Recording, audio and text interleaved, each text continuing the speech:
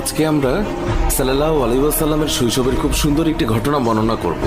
হযরত হালিমা রাদিয়াল্লাহু তাআলা ছিলেন হযরত মুহাম্মদ সাল্লাল্লাহু আলাইহি ওয়াসাল্লামের দুধমা। হালিমা রাদিয়াল্লাহু তাআলা বলেন, যেদিন থেকে মুহাম্মদ আমার জীবনে আসে তখন থেকে আমার জীবন বরকতে ভরে যায়। তিনি এতই বরকতময় ছিলেন যে তার নামও রেখেছিলাম বরকতময়। হালিমা রাদিয়াল্লাহু তাআলা বলেন, একবার খরা হয়েছিল, জীবজন্তুরা না খেয়ে মারা যাচ্ছিল, কিন্তু আমার বাচ্চারা যেখানে ছাগল নিয়ে যেত সেই ছাগলগুলো ভরপেট খেয়ে আসতো। এই অবস্থা দেখে গ্রামের মানুষ তাদের বাচ্চাদের বলতে লাগলো, হালিমার বাচ্চারা যেখানে ছাগল চড়ায় তোমরাও সেখানে যাবে। এরপর থেকে গ্রামের অন্যান্যরাও হালিমার ছাগল যেখানে চড়াতে নিয়ে যেত সেখানে তাদের ছাগল নিয়ে যেত। হালিমার ছাগল এবং গ্রামের অন্যান্য মানুষের ছাগল একসঙ্গে চড়ানো হতো। কিন্তু গ্রামের মানুষজন লক্ষ্য করলো, যেখানে হালিমার ছাগলেরা পেট ভরে খাচ্ছে কিন্তু ছাগলের পেট ভরছেই না।